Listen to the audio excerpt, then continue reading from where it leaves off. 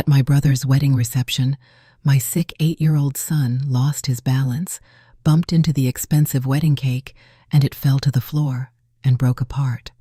My brother exploded in rage, but my own mother went even further. She grabbed my helpless boy by the throat and smashed his head into a wall to save face in front of the new in-laws. They thought they could sacrifice my son to protect their reputation, but they had no idea what that brutal moment was about to unleash. Before I tell you my son's heartbreaking story, I'd love to know where you're watching from. What country and city are you in? And what time is it there right now? Leave a comment below. It always makes me happy to see how far my voice has reached around the world. Hello, my name is Melissa, and for 33 years, I was the invisible variable in the Sterling family equation. Growing up in the historic old money pockets of Boston, Massachusetts, I was conditioned to believe that family loyalty wasn't just a virtue. It was an absolute law. My father, Richard, used to tell me that the family name was a shield and that we all had to bleed a little to keep it polished. But as I grew older, I realized I was the only one doing the bleeding.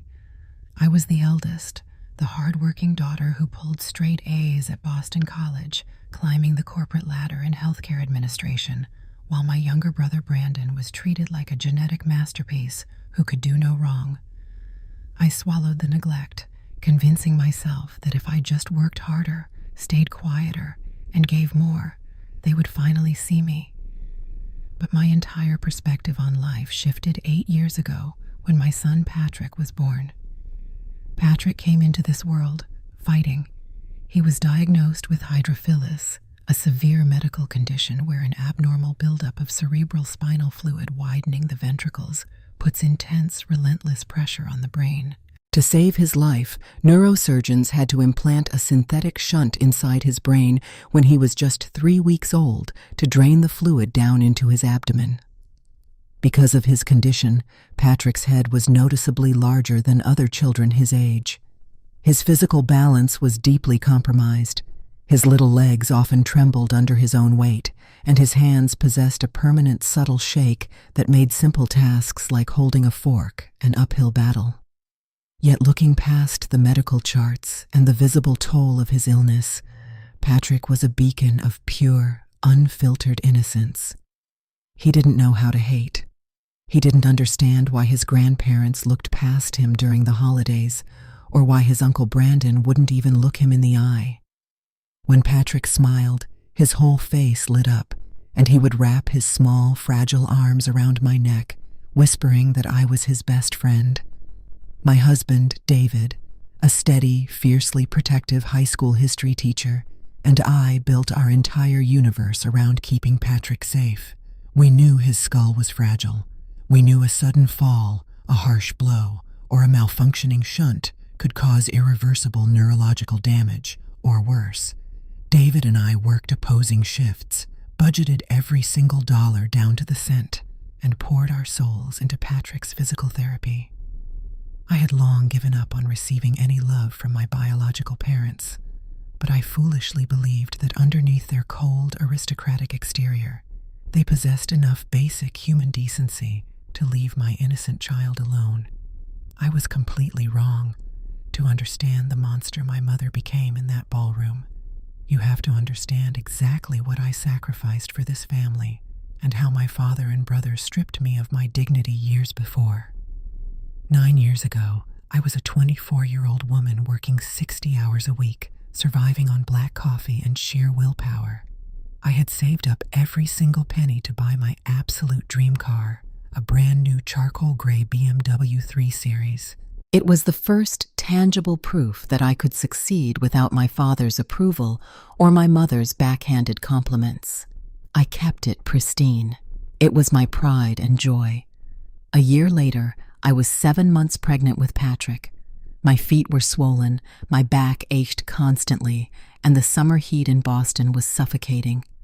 One Sunday afternoon, I drove over to my parents' brick colonial home in Beacon Hill for a mandatory family dinner. I walked through the front door exhausted and placed my car keys on the antique console table in the foyer. I didn't think twice about it, but when dinner ended and I prepared to leave, my keys were gone. I searched the counters, flipped the couch cushions, and checked my purse. That was when my father, Richard, walked into the living room, swirling a glass of scotch. He looked at me with a cold, dismissive smirk and said, "Stop pacing, Melissa. I gave the keys to Brandon. He's starting his senior year at Northeastern, and a sterling man cannot be seen taking the subway. It ruins our image." I froze, thinking it was a sick joke. "You did what, Dad? That's my car." "I paid for it. I registered it. I need it to get to the hospital for my prenatal checkups." Brandon stepped out from the kitchen, twirling my key fob around his finger with a smug, arrogant grin. "Come on, Mel," he chuckled. "You're just going to be a stay-at-home mom anyway. You don't need a sports sedan. Besides, Dad promised me a premium ride if I kept my GPA above a 3.0. Tears streamed down my face.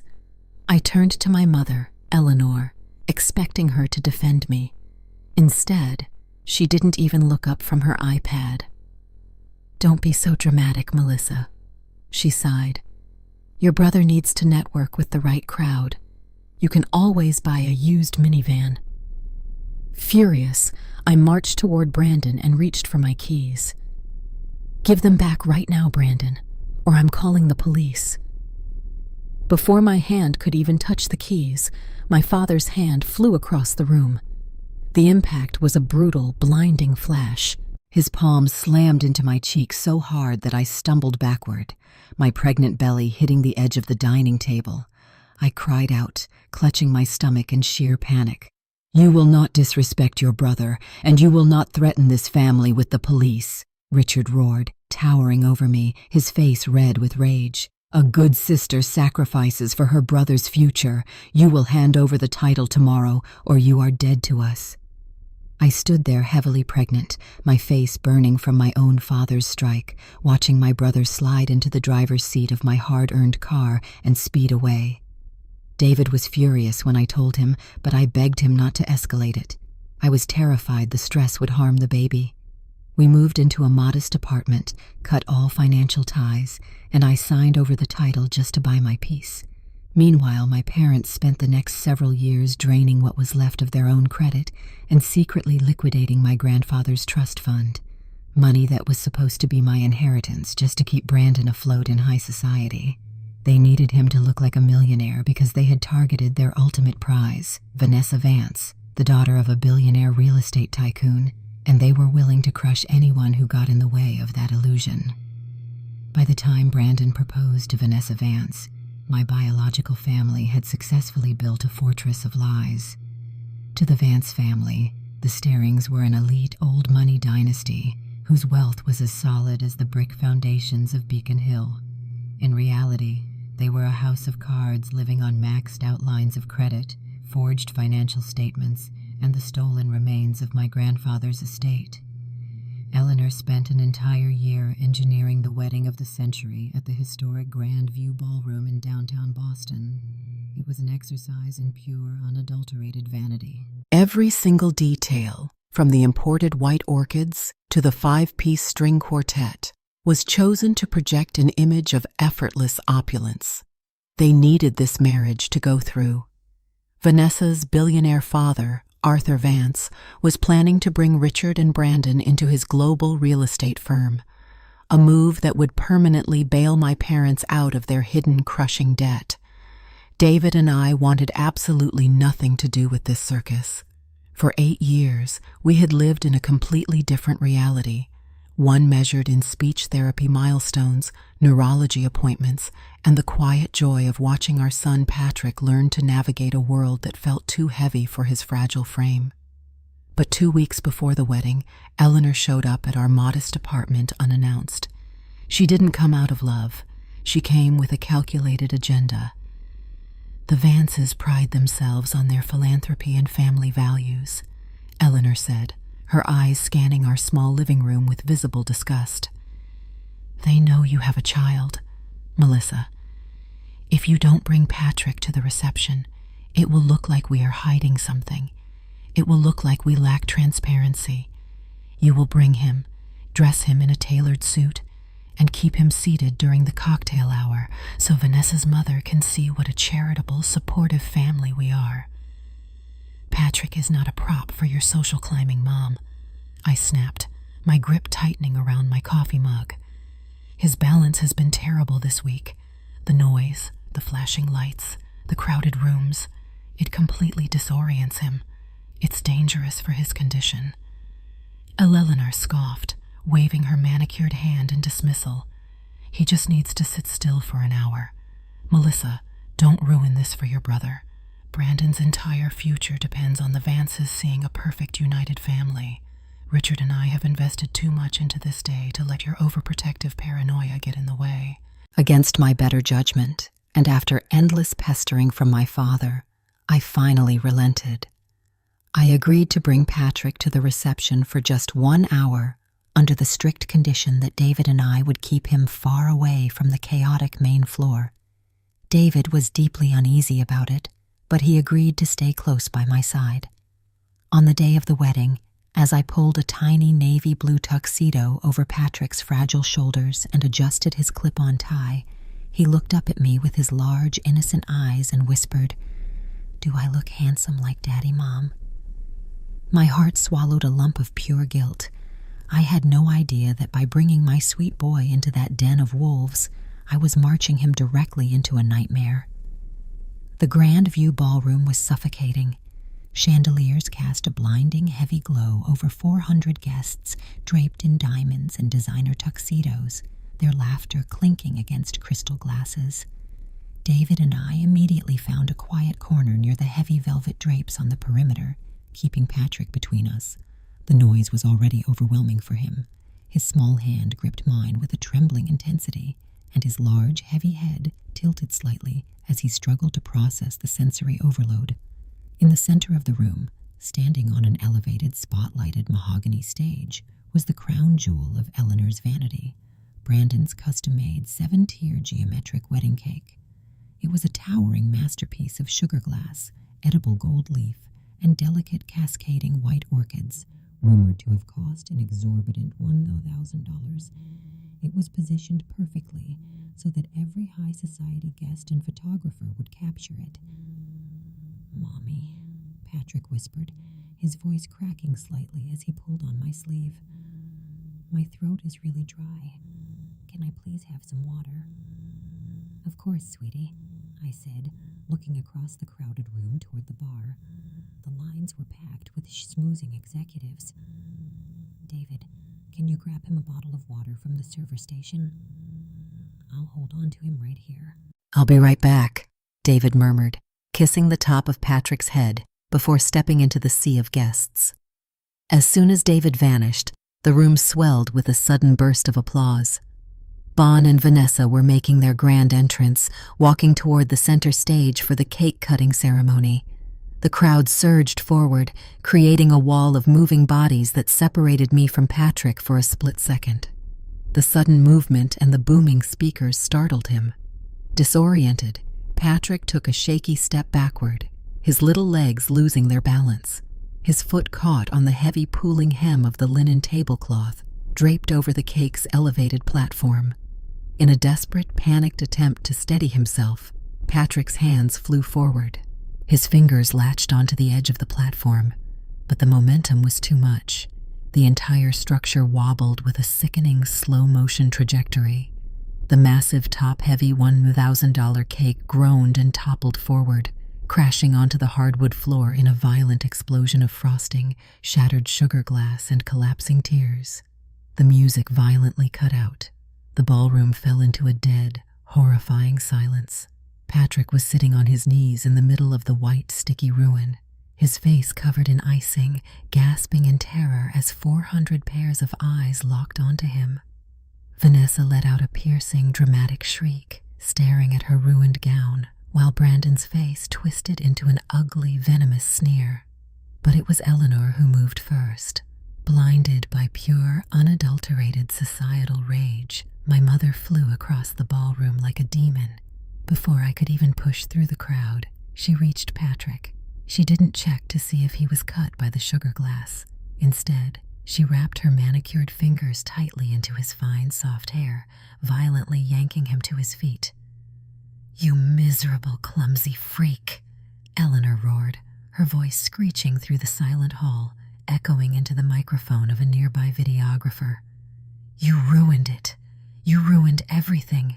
You ruined our family's future!" Patrick screamed, a high-pitched, terrified sob, his small hands flailing as he tried to protect his fragile head. "Mommy! Mommy! Help me! Get your hands off him!" I screamed, desperately fighting through the paralyzed guests. But I was too late to save face in front of the Vances to punish the child who had shattered her perfect illusion. Eleanor hauled my fragile, sick 8-year-old boy by his collar and violently slammed his head directly into the solid marble pillar of the ballroom wall. A sickening hollow thud reverberated through the grand hall. Patrick's eyes rolled back, his tiny body went completely limp, and he collapsed onto the hardwood floor, a thin trickle of dark red blood immediately beginning to pool from his forehead. Time didn't just slow down. It shattered into jagged pieces. I stared at my son's limp body on the floor, his navy blue tuxedo jacket smeared with white frosting and dark red blood. The silence in the Grand View ballroom was deafening, broken only by the sound of Patrick's shallow, ragged breathing. Eleanor stood over him, panting, casually, smoothing down the front of her designer evening gown. She looked around at the horrified faces of the Vance family and let out a forced, nervous laugh. "He's fine," she whispered loudly, her voice dripping with venomous casualness. "The boy is incredibly clumsy and unstable due to his condition. He just tripped. Someone get a janitor to clean up this mess."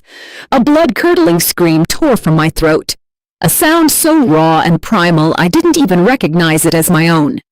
But before I could take a step, a blur of motion crashed through the crowd. David had heard the sickening impact of our son's skull from across the hall. He charged through the sea of high society guests like a freight train, his face a mask of absolute terrifying fury. Brandon tried to step in his way to protect Eleanor, but David slammed his shoulder into my brother's chest, sending Brandon flying backward into a table of champagne flutes.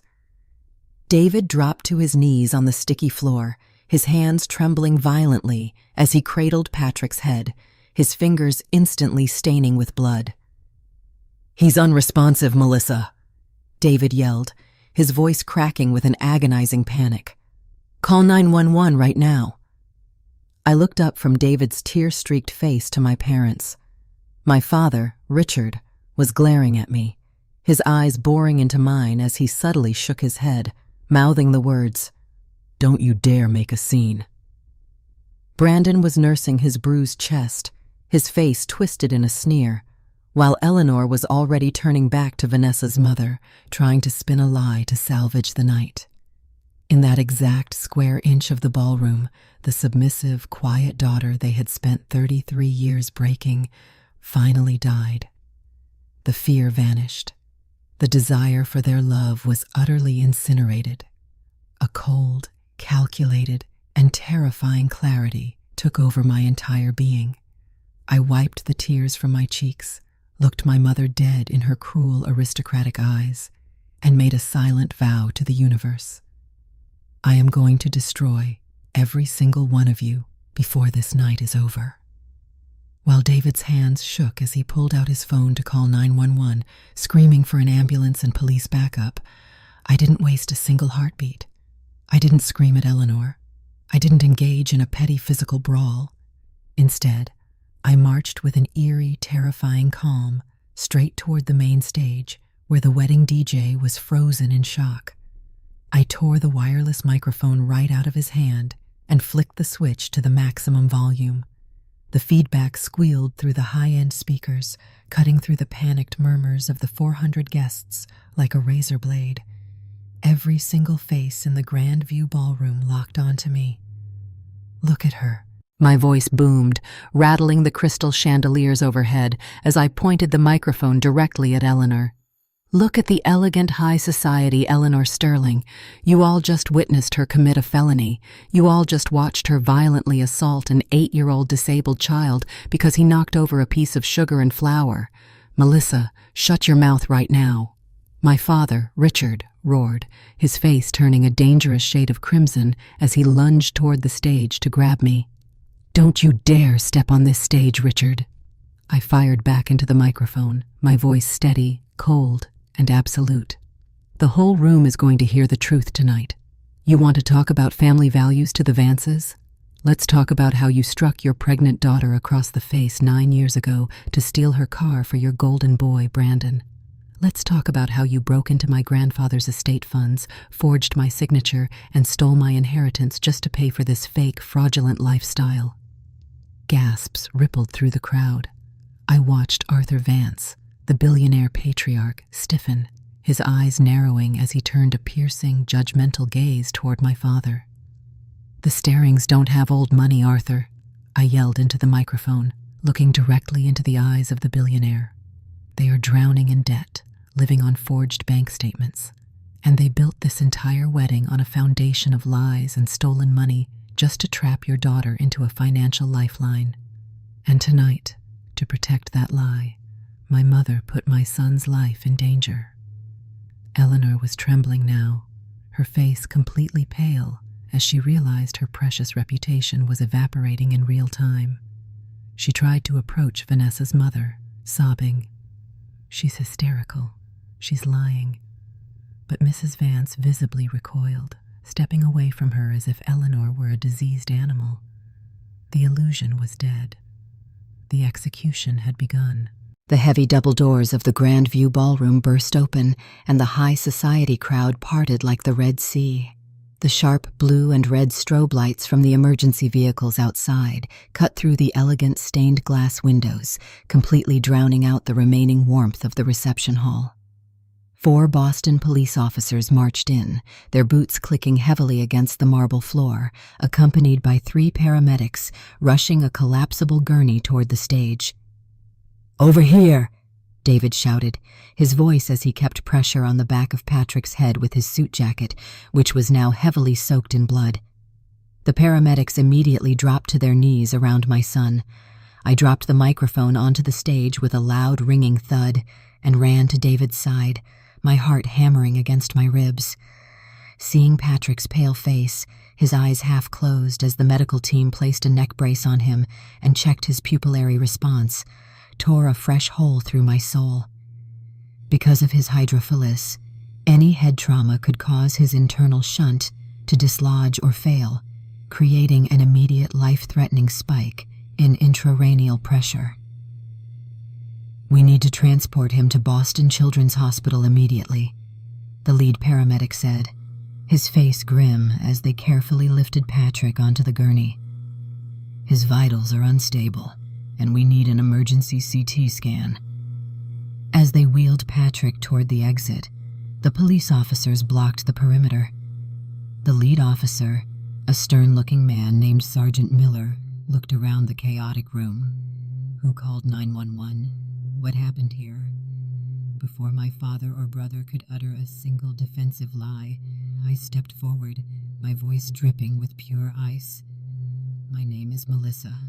That is my son. My mother, Eleanor Sterling, assaulted him. She grabbed him by his hair and slammed his skull into that marble pillar because he accidentally knocked over the wedding cake. That's an absolute fabrication," Richard bellowed, stepping into the officer's space, trying to use his usual upper-class authority.